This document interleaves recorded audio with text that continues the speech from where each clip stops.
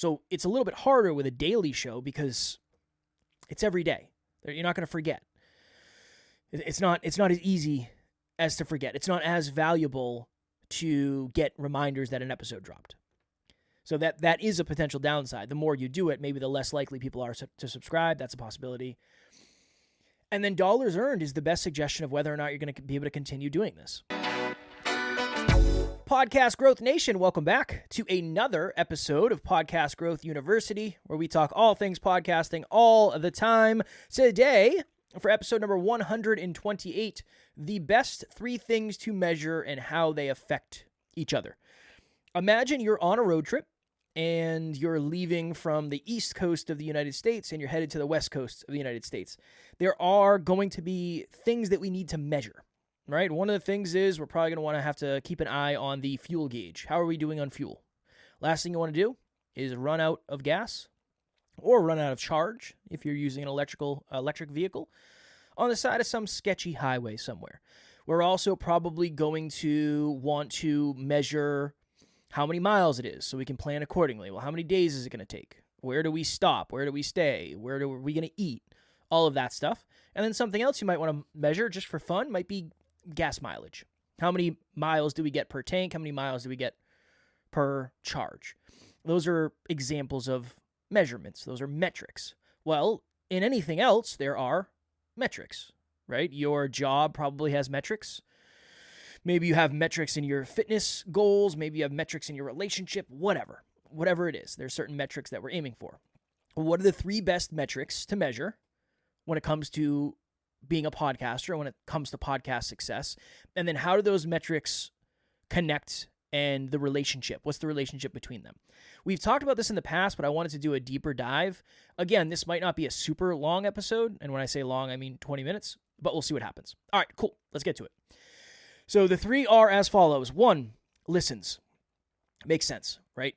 Listens are an indication of whether or not your audience is growing, shrinking, or in maintenance mode, for lack of better phrasing. Number 2 is followers of the podcast. It used to be subscribers. Now I believe on both Apple and Spotify, it is followers. Now here's the thing. There's a lot of different platforms. You can go look on Listen Notes, and you can go look on a bunch of other places. Spreaker, there's a bunch. There's a bunch of places you can look. If you want to measure those all the time, awesome, because a lot of those have followers too. I would probably just stick with Apple and Spotify just from a simplification standpoint, but it's totally up to you. So listens, followers. Followers are a suggestion that your content is sticky, that your content is valuable, that your calls to action are working, and that people want to make sure they never miss an episode. That's a big piece of it.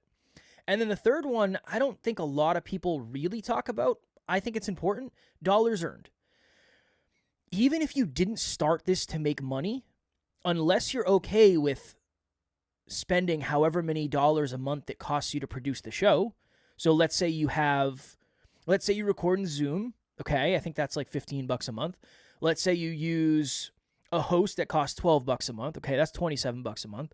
Let's say you're using a platform like Podmatch. I believe Podmatch is $29. That's what we pay. We pay $29. So you're up to almost $60 a month. What was that? $54 a month.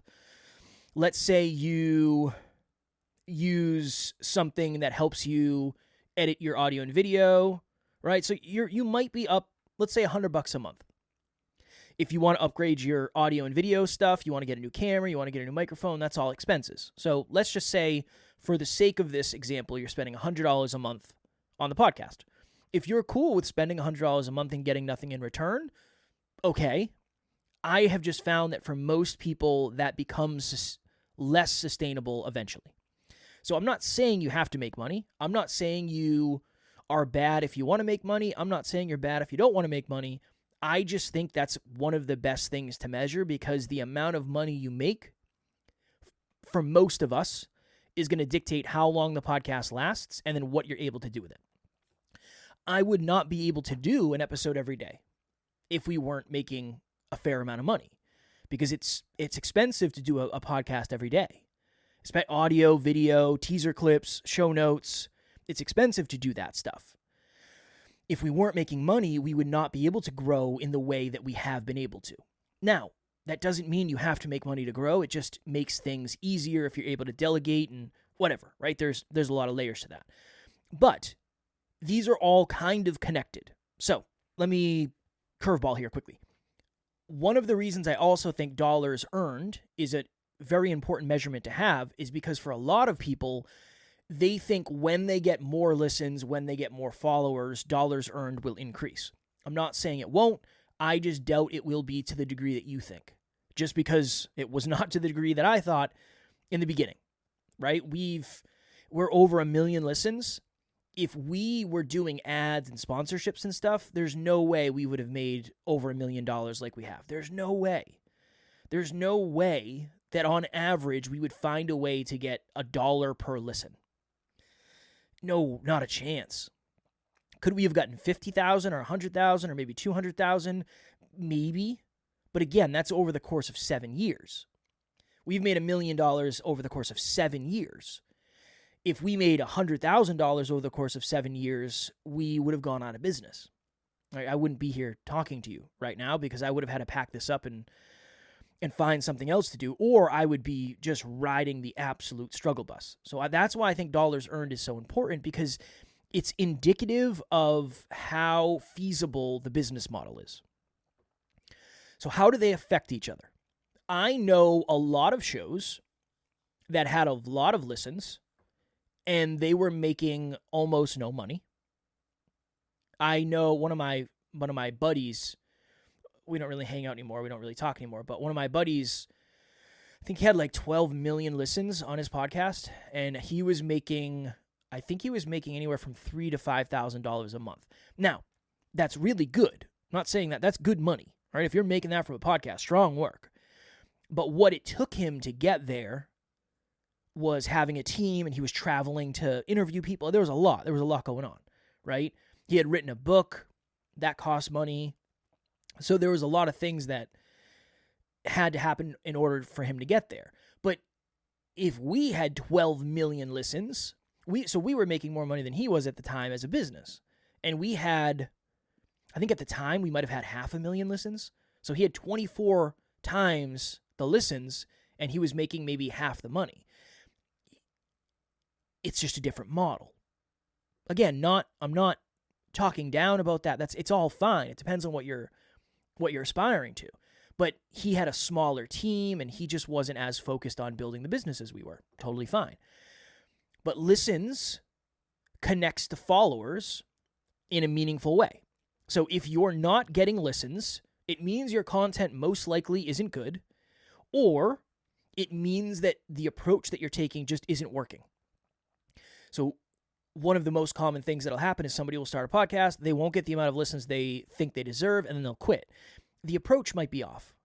We're in a very unique place right now where a lot of your time is probably going to be spent outside of just doing your podcast, right? For every one episode I do for us, I'm doing essentially at least one episode on another podcast. So it's almost a 1-to-1 ratio. That's going to continue, I think. So listens are important to measure, obviously, because it's a suggestion of success. It's a suggestion of how well your content is talking to the audience.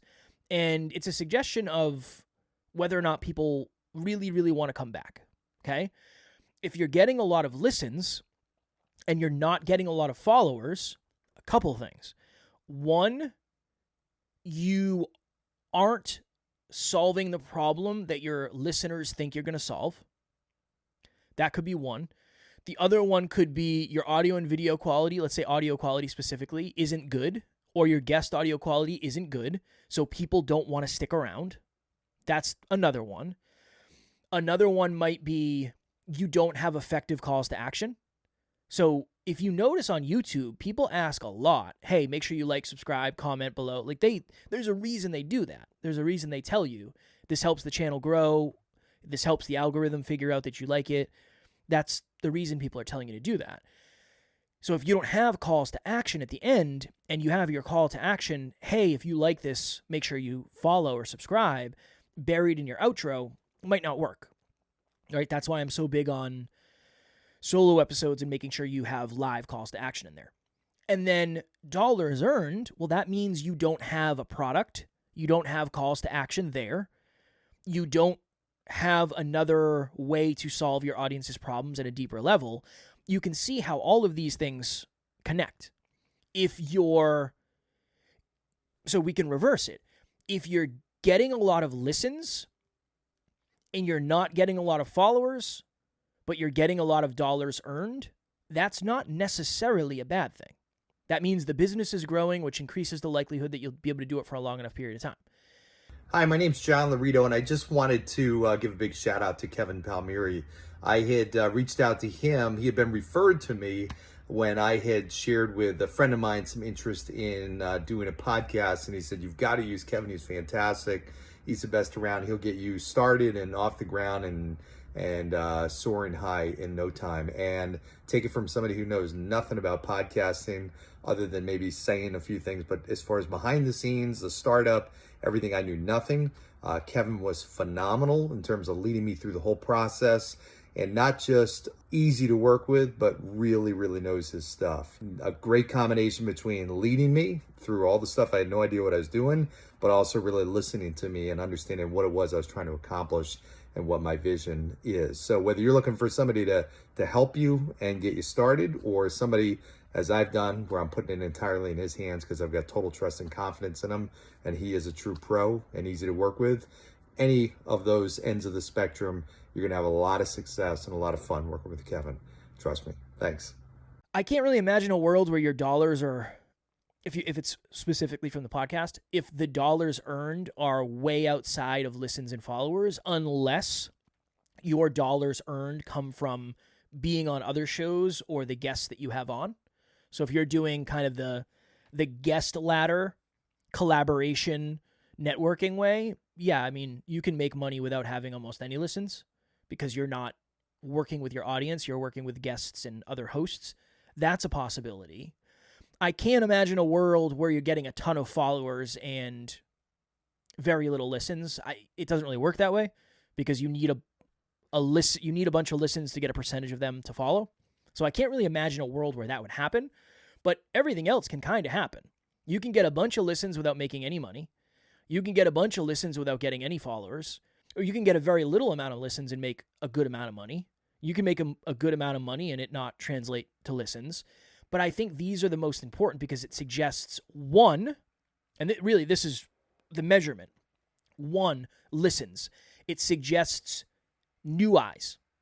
How many of the people that I'm trying to get to see my content are actually seeing my content, right? And it's probably the best suggestion of pure podcast success in terms of a leading measure of success. Followers, that is the best suggestion of whether or not your content is sticky. It's the best suggestion of whether or not your calls to action are working. It's the best suggestion of whether or not your audience is buying into the fact that they don't ever want to miss an episode. Now, here's the honest truth. So with NLU, we do an episode every day. There isn't really that much necessity to subscribe because you're never going to miss an episode anyway because there's an episode every day. So you don't really need to be notified when we drop a new episode. So that makes things a little bit different. This podcast, if you're a podcaster and you never want to miss an episode, it would be beneficial to subscribe because maybe you forget on Friday. Friday's almost the weekend. I don't want to listen to podcasts on Friday. But if you see that Podcast Growth U dropped an episode, maybe you'll want to listen. It'll be a gentle reminder. So it's a little bit harder with a daily show because it's every day. You're not going to forget. It's not as easy as to forget. It's not as valuable to get reminders that an episode dropped. So that is a potential downside. The more you do it, maybe the less likely people are to subscribe. That's a possibility. And then dollars earned is the best suggestion of whether or not you're going to be able to continue doing this. Now, I've worked with some people who come to me and say, I don't care about making money. Fine. But are you okay with burning however many dollars per month it's going to cost you to produce it? If so, awesome. I've worked with some very wealthy people who didn't have to make money from the podcast. Love it. Awesome.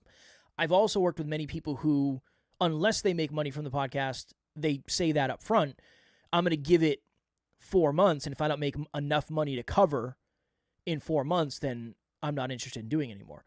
Then you got to measure dollars earned. But you also have to get creative and get out there and find ways to make money, because in the first 4 months, it's not going to be from ads and sponsorships, most likely. It's just not going to work that way. It's most likely going to be from something different, something creative, solving a problem at a deeper level. It's going to be that type of stuff. Even if you don't want to make money, even if the goal of this is not to make money, even if the goal of this is not to become financially free, I'm all for it. Awesome. Just know that if you don't make money, then you're just burning money every month. And if you're okay with that, it's cool. But I just have found that most people aren't. Even when people say they're okay with it, a year down the road, they start to ask, well, how do I make money with this? Here's the hard part. You've had a year to think about it, but you haven't done anything with it yet. You haven't figured out coaching. You haven't figured out collaborations. You haven't figured out courses, whatever, products, services, books. So if you're someone who is getting ready to start a podcast, or you're very new and you're thinking, well, I'm not worried about money, I'll worry about that later. All I'm saying, you don't have to worry about it right now, but think about how you actually would monetize.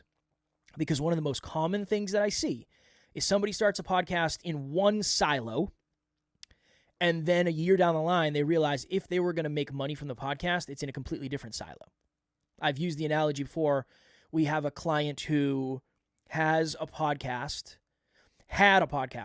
that was mostly about mindset and overcoming adversity. Love it. I love that message. This person is a contractor, so they're a builder. They said, hey, I didn't really think about this from the perspective of making money, but now that I'm thinking about it, I'd love to make money with a podcast. How would I do that? You'd probably start a different podcast about contracting, and then at the bottom of your business model, you would have contractor coaching. It's going to be very hard to take people who aren't contractors that listen to this show and then get them to work with you in that capacity. If we thought about money earlier on, we could have set the business up in a different way, even if you decide never to make money with it. So from my perspective, those are the three. Those are the three things to measure and how they affect each other. Listens, super easy to measure. Log into your host profile. Boom, you're off to the races. If you're doing video, obviously you have to go to YouTube and measure that as well. Listens, views. Followers can be a little bit of a pain in the butt. Spotify is easy enough to log into. Apple has two-factor authentication. You need to do a password and all that. It's kind of a pain in the butt. But even if you do it once a week, is the number going up? Is the number going down? I think it's probably worth looking into that. And then dollars earned. I measure dollars earned every single day. I have a whiteboard up with how much money we've made this quarter, because that is the lifeblood of the business. And these all can affect each other. Think about it. If you were making, let's say you were making $1,000 a month from your podcast, could you use that $1,000 to get more listens? I mean, yeah, you can run ads. You could spend $500 of that per month running ads, and then boom, you're off to the races. But if that $500 doesn't make you $600, it's not necessarily sustainable. If you got a bunch of new listens and you had really powerful calls to action and you got some followers, that would help, because in theory, that would increase listens over time. Last thing before we get out of here. I think of it as the bucket with holes in it analogy. Many people think that listens are the solution to all of their problems. Listens are helpful, but if you have a bunch of holes in your bucket, you can continue filling the bucket with water, and eventually it's all going to seep out. That's why I like to look at it from this perspective. If you got 1,000 more listens this month than last month, how many new followers did you get? If you didn't get any, that's a suggestion. I'm not saying it means anything concrete, but that's a suggestion. If you had 1,000 listens your first year, and then you had 25,000 listens your second year, but you didn't make any more money, what does that mean? Does that mean maybe your process and your strategy isn't going to work in the long run like you thought? Those are the questions that I would leave up for you to answer, because it really is dependent upon you. But these are the things that I've seen the most often, and I think they're the best three things to measure, and they're easy enough to measure daily or at least weekly. If you can look at them weekly, you're going to have a way better eye on what's going on. And here's the thing. If you're somebody who's new, maybe you're not getting that many listens every day. Maybe you're not getting that many followers every day. Maybe you're not making dollars every day.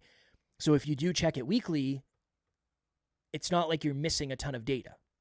That would be my suggestion to you. If you're new and you're not measuring any of these, measure all of them on a weekly basis. If you're already measuring them, I would say, what's one thing we can do to improve the data we're getting?